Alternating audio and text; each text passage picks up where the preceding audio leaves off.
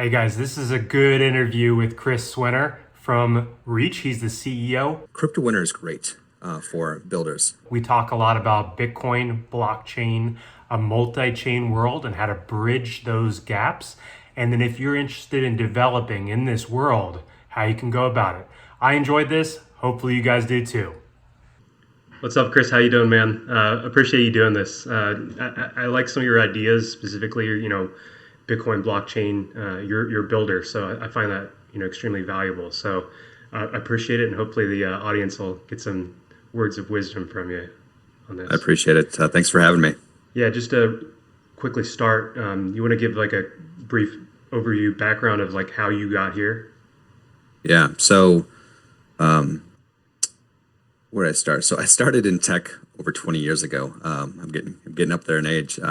Spent the first 10 years of my life as just a software engineer. At that point, I switched over to management and entrepreneurship. I worked at a bunch of startups. They ended up being acquired. Then I started my own services company, helping startups go from the startup stage to the growth stage, helping actually establish structure, and then also provide developers for them to actually help them grow faster.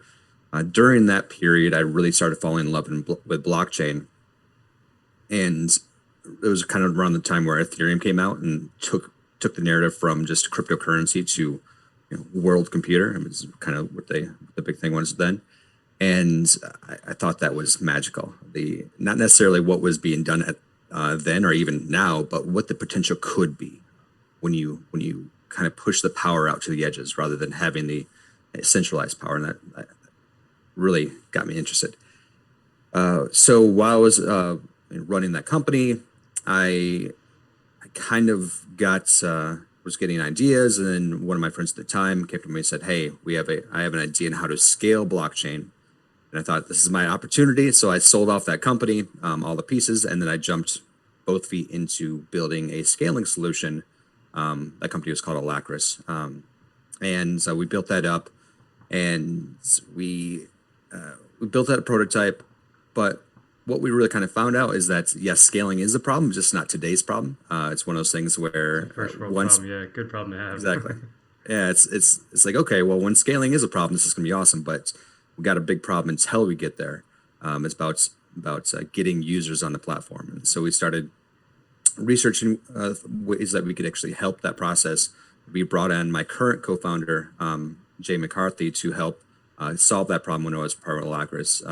He built up a onboarding solution for Alacris, and while he was doing that, I really fell in love with that solution, the developer accessibility solution, making it easy for developers to get in the platform.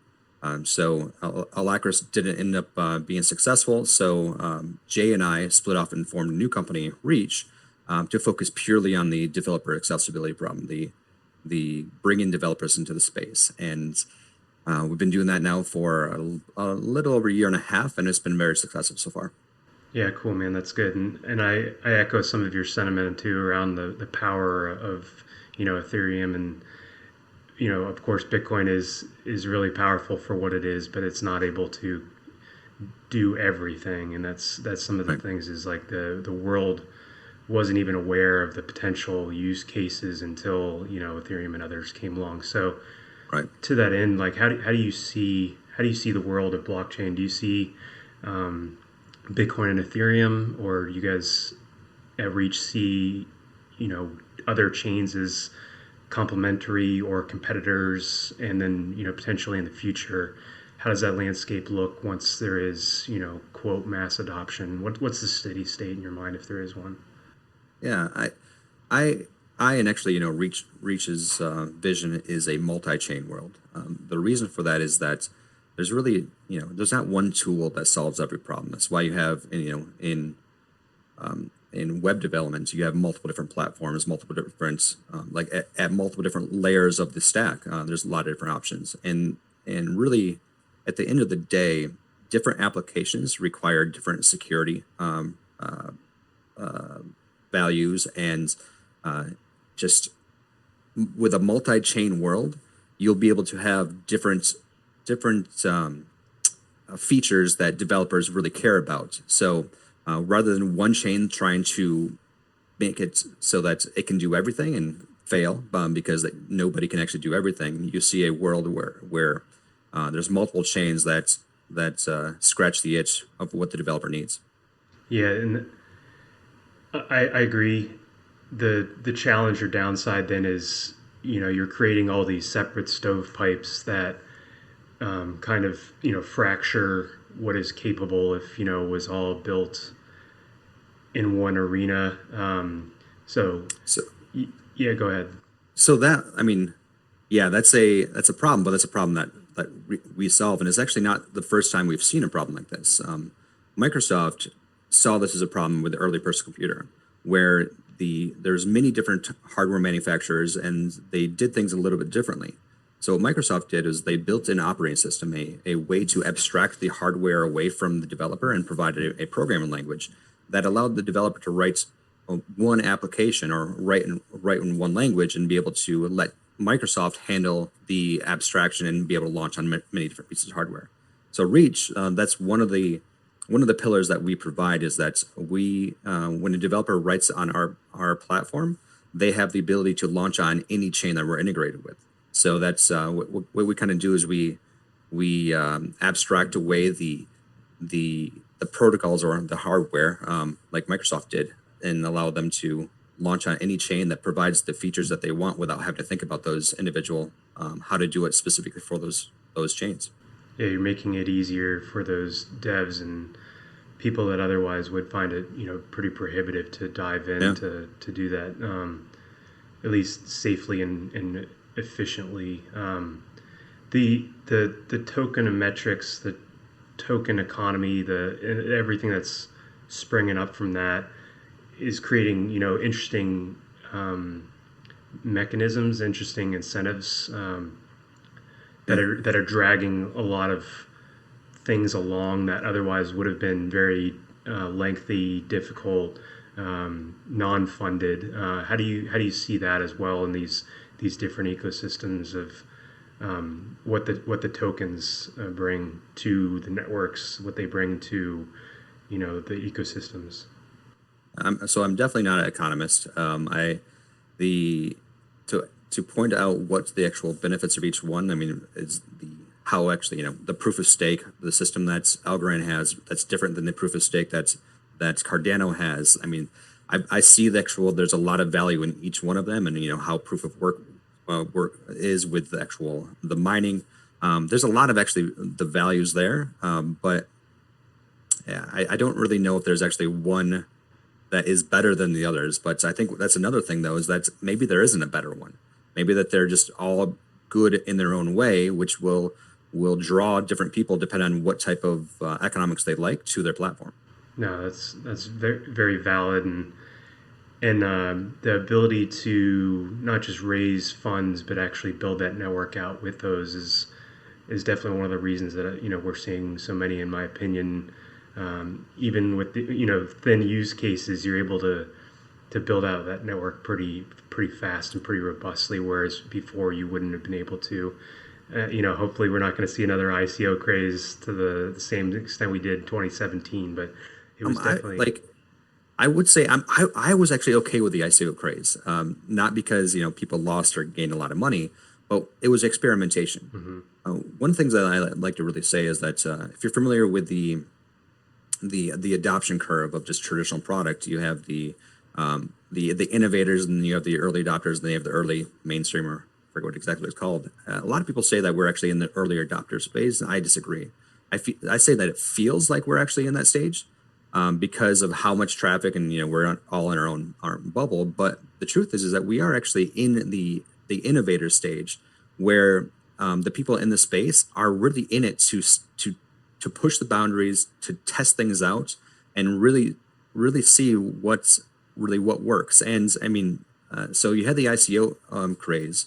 Now you have the governance token craze that doesn't really make sense as far as actually what utility provides. But what it does do is that we're getting more learnings from this. We're getting the ability to see how these tokenomics models really do work, and when when blockchain in general starts providing more utility, we'll have a lot of knowledge of what worked with less utility to really start seeing what which direction we really should go.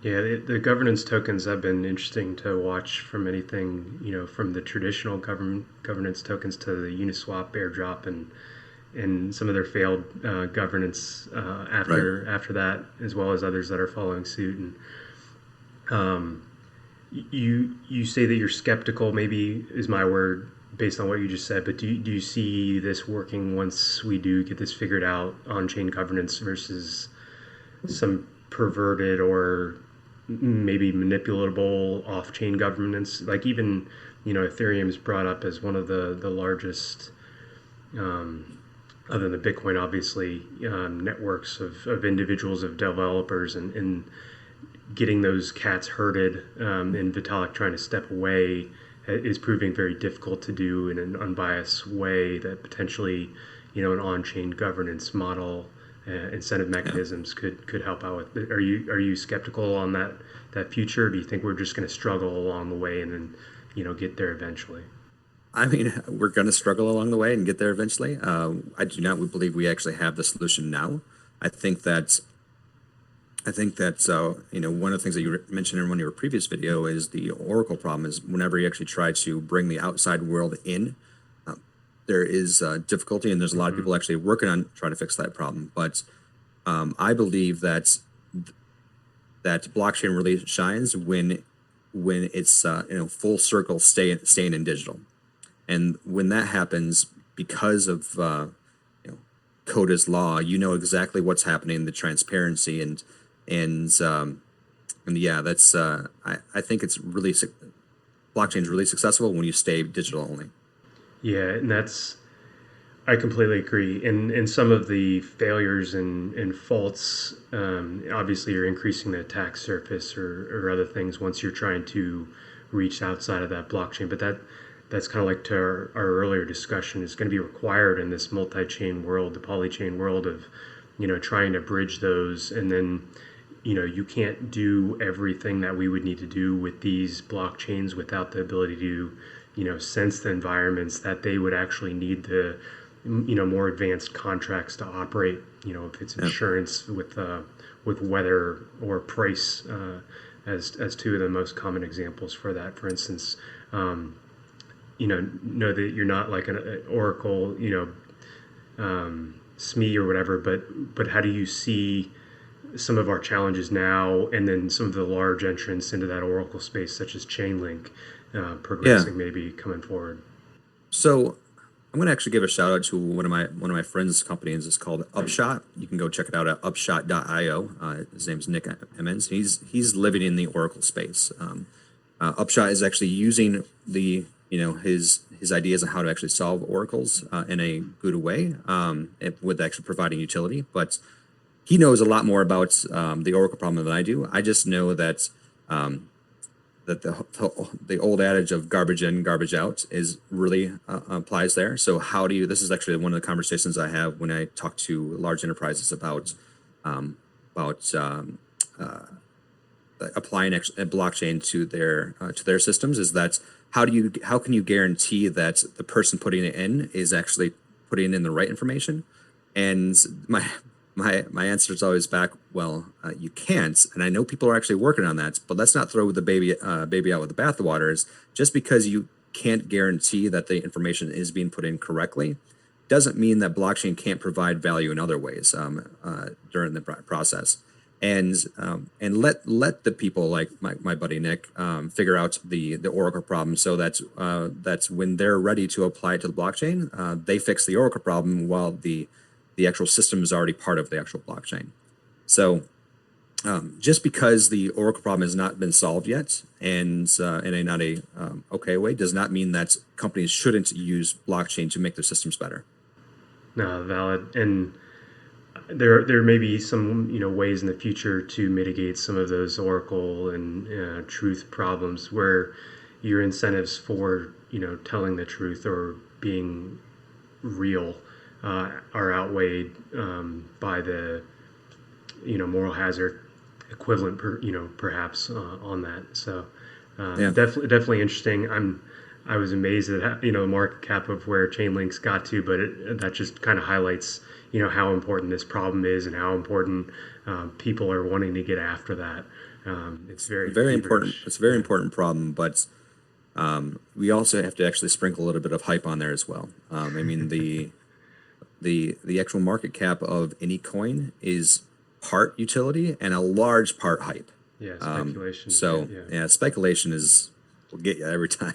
Yeah, that transition, depending on, what phase we're in, that speculation's obviously there before the actual fundamentals are, and the price discovery. I mean, that's inherent in any, economy essentially. So definitely Right. seen those cycles, and they're pretty predictable. A couple of my other videos have been made on that, but it's difficult to try to get the layman to wrap their. I know your world you live in, a lot of tech centric, very smart people on those things, and in my world it's sometimes very difficult to get people to be buying into that. And something I've seen recently is a lot of people are really waking up with the stimulus and some of our monetary policy, some of the fundamentals behind, what not just makes gold valuable, but what makes, alternative assets valuable. So do you have any Yeah. fundamental takes on either Bitcoin or blockchain for fundamentals and its place in, I don't know if you want to say somebody's portfolio, but in existence and in utility as either a store of value, medium of exchange, or anything there? Yeah. I think we're to this point now with the large companies, the large hedge funds, the asset managers are starting to hold Bitcoin or other digital assets. That it we all know now that it's the future. Like this, there's really no chance that it's going to go away at this point. So I recommend all my family members, everybody I tell that they should hold at least 10% of their retirement in some type of cryptocurrency. Or, I'm not I'm not a investment pro or anything of that sort. So I don't really give them advice on where to actually do it. Just Mm-hmm. knowing that it will be the future. So diversify as much as you can. So because there's some chains that probably will fail, but it's silly at this point for people not to actually invest in blockchain, at least some of their money. And then I'll see like the problems with the world, the government's issues that, and then the printer go burr, printing more money. At the very least, it's also a hedge against the dollar collapsing. I mean, knock on wood, probably won't happen, but if it does, cryptocurrency is going to go through the roof, and the reason for that is because the like Bitcoin and all of these other cryptocurrencies aren't governed by a government. It's governed by the people. So it provides a lot of safety there. That things won't go crazy. Yeah, it transfers the trust, obviously, in fiat from that government system with the guns and ability to compel to those individuals with those incentives to secure that network. And, it's valuable because it's valuable. And we had previously talked on blockchains being valuable for their ability to verify truth, essentially, Right. or a version of the truth at least, Correct. and the ability to have a network or develop a network with that. So, that kind of feeds into both of those where Bitcoin's utilizing those pretty heavily and then launching from there into that store of value or ability to ensure that it is valuable, essentially. So Yeah. that's good. And I don't know if you have any takes, any perspective on that, verification Yeah. and networking principle. Yeah. So, sort of. Let me like one of the kind of things kind of jump on what you said is that we've been talking a lot about cryptocurrency, right? The Bitcoin, the Ethereum, the value going up, and that's actually not what makes me most excited. That's cool, and I think it's great, but the technology itself is actually what makes me really go. And I'm much more on the technology side than the investment side.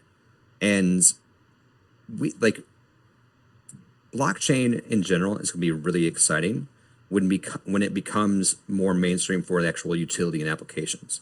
But the question you might ask, I mean, I know this is your show and you probably have questions lined up, but the question you might ask is why aren't we there today? Why aren't more applications being used with blockchain? And this is actually one of the things that I researched heavily before I started my current company, is that if you look at other major tech innovations, where you look at the PC or the smartphone or cloud computing or everything of that sort, is that they all existed before they became mainstream as like niche, like technical solutions. And what was the thing that actually made it mainstream? And the answer is the killer app that used them brought them mainstream. But then you actually have to dig a little bit deeper. It's like, oh, well, then we just need a killer app for blockchain. Okay, great. That you hear that a lot. What's the next killer app? What's the thing that's going to take the blockchain to mainstream? And you didn't dig enough. You didn't ask the 5 whys to actually dig down deeper. Like, okay, great. Yes, a killer app is what's going to take to actually make this thing go mainstream. But how do you make a killer app? And if that was an easy answer, VCs would be a lot richer. They wouldn't be investing in 10 different startups hoping that one actually succeeded. They would just invest in the one startup they know that would exceed, right? So you can ask the question like, okay, well, what is required to actually make that killer app? And that's when you actually really start looking at the thing that made these technical solutions blow up. You had Microsoft come in that provide a developer platform that made it very easy for more developers to come in. You had Apple come in that provided a language and a marketplace to make it easier for developers to build. You had these open source development tools like the PHPs, like the Drupals, the WordPresses of the world that made it easy to build blockchain web applications. And that is when you start getting these killer dApps, not because these people building these things had the surefire guaranteed thing to actually work, but what they had was millions of developers coming in and building things and throwing spaghetti at the wall, and one of them sticking. So what we need to actually make blockchain to go mainstream is not that one killer app, that one genius. What we need is the millions of developers in the world testing things out, making fart apps on the blockchain because it's so easy to actually do. And that is when you see blockchain adopted by the world, because one of those fart apps that you and I go, this is stupid, why does it exist? The other 90% of the world go, I need this app and I need it now. Yeah, that's why I think what you guys are doing with Reach is powerful, as well as we need to be lowering the barriers to entry to development, to mainstreaming. What you guys are doing there, at least hoping to do eventually, is to lower those barriers and to get that Right. Development in a multi-chain world democratized, or at least to a greater number of individuals than would have previously had that before. So I I mean, think that is important. Yeah, for sure. that's time to shill a little bit. Like what I'm spending all my time on is actually Reach. And so that's the company, and that's what we're working on today, and that's solving those problems that I just talked about. And what we actually managed to do, and we're out and we're getting a lot of great traction now. It's pretty crazy that just through word of mouth that we're at, I believe this morning, 110 developers that have actually jumped in and built an application on the platform. And that was actually, and we launched officially 3 months ago. So we got to this point just through word of mouth and doing this, is because what we did is we made blockchain development easy. We made it so that a full stack developer could come in, learn Reach, and launch their first like sophisticated dApp that you could actually trust putting money on in less than 3 hours. Like previously, if you wanted a developer to come in and learn how to build blockchain development and enough to trust them to actually put money on it, we're talking months and months of learning, and if not an entire year before you'd actually be able to trust somebody. So what we really did is we asked ourselves when we first started, like, how do we make blockchain development 10 times better or even 100 times better? And that's really what kind of motivated us to actually build what Reach is. Hey, Chris, do like a 1-minute elevator pitch of how Reach works for me, if you can. So what Reach is it's a development platform, and that platform exists of a programming language, a compiler, and a deploy tool.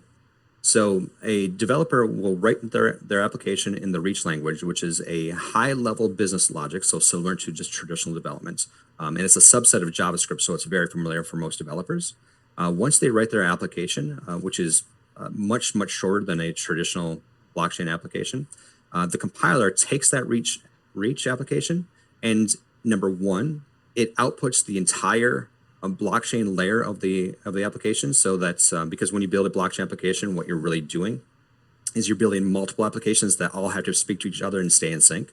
And Reach completely takes care of that, so it makes maintaining your application much easier.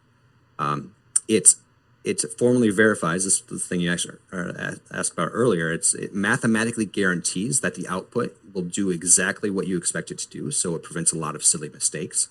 And then we also abstracted away the actual blockchains themselves so that you could write your application once and just decide which blockchain you want to launch on based off a configuration change.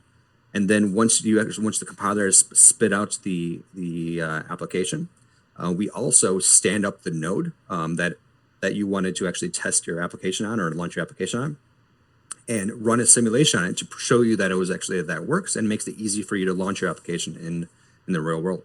No, that's awesome, and I like the touch on formal verification too.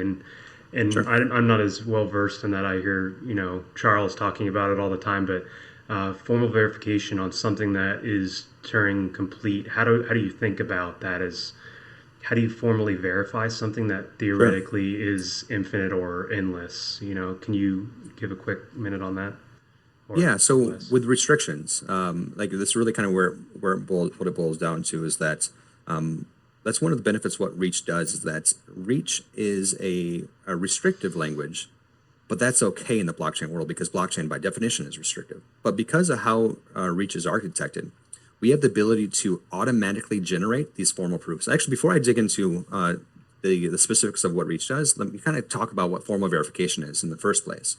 The best analogy that I use, if you remember back in geometry, where you're given a formula and your teacher asked you to prove that the formula is correct, and you would write out by hand multiple different proofs to actually prove that formula will do what you expect.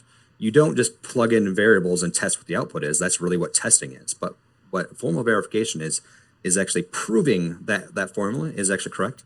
And now what formal verification is the art of taking your application, turning it into a math problem, and generating a long proof to prove in all potential realities that your application will do exactly what you expect.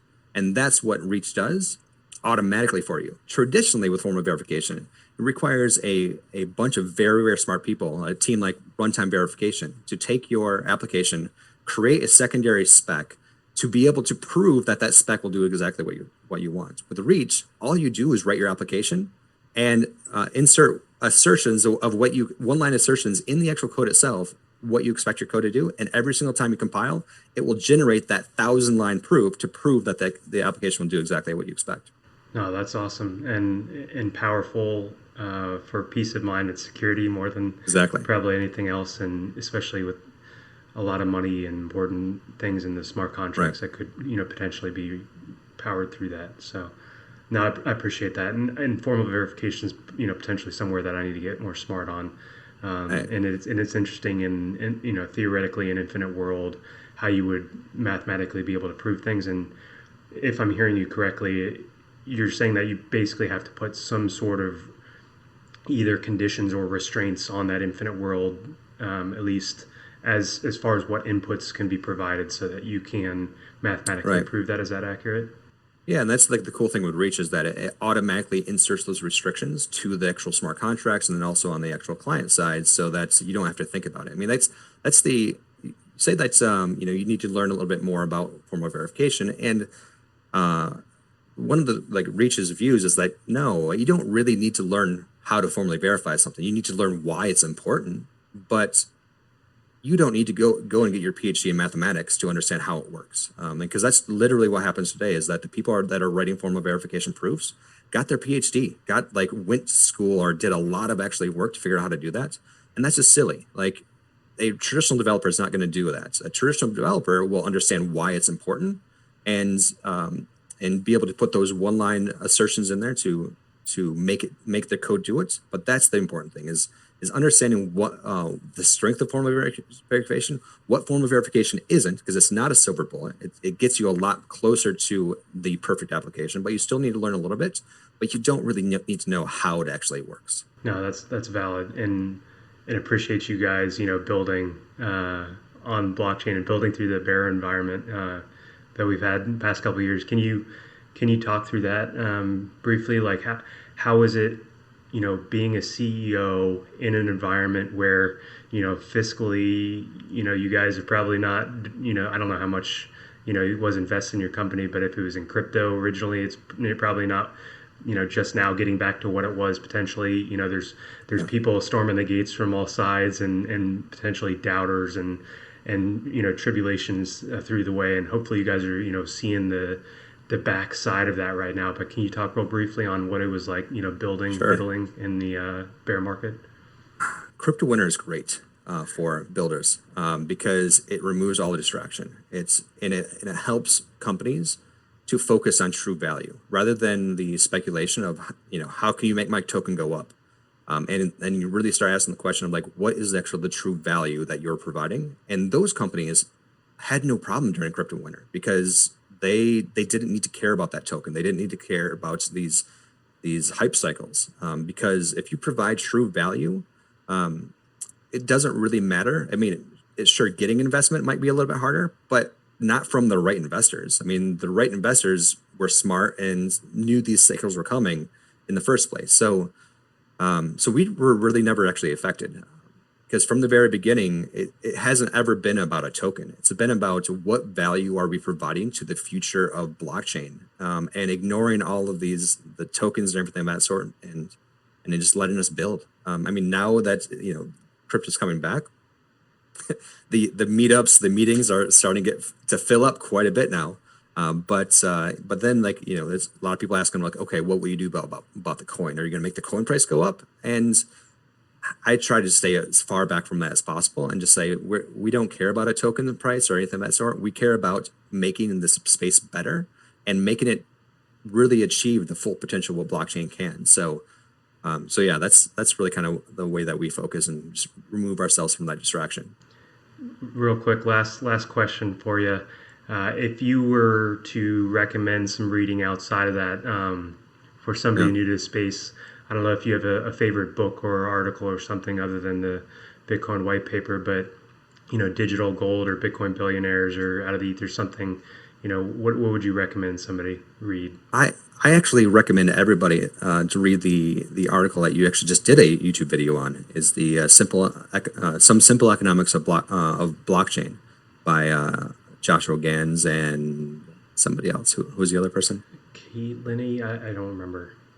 But yes, it's an amazing article that really explains, because that's one of the things that we don't really talk about, and we're actually getting better on that. I put out a weekly video to help this. Is we do a good job teaching you how to build a blockchain applications, but what we as an industry need to do is better is explain what the value of blockchain is to give people the idea of what type of things they would use it with. You have your supply chain, you have your insurance fraud and everything of that sort that have a really high cost of verification where blockchain get in. But what are the things that have a lower cost of verification that you can really kind of come in and use blockchain for? So that's one of the things that we really just need to do better as a industry is not just teach you how to build blockchain applications, but to give you ideas on where blockchain is valuable. And that's why I refer back to that article, is because it really breaks down into a research paper, which is, it is a bit dry because it is a research paper, but it gets right to the point and really talks about the true value of blockchain and how you can apply it to your own industries. No, that's good, and it was. It's obviously pretty formal and reputable as well because it was done by the National Bureau of Economic Research. So it was Right. not just some random guy in his basement writing it, but it's Yeah. Christopher Catalini and Christopher Joshua Catalini. Gans. And That's right. I'll link the video synopsis for that above if you guys Right. want to check that out. Definitely go check out Chris's Reach channel as well. He's doing a lot of good interviews with developers and content over there. I appreciate your time, Chris. Thanks for doing this. Next time we got to Pleasure. do this at 5 o'clock so we can have some whiskeys while we do this. I love my whiskey. Thanks, man. See ya. Thank you.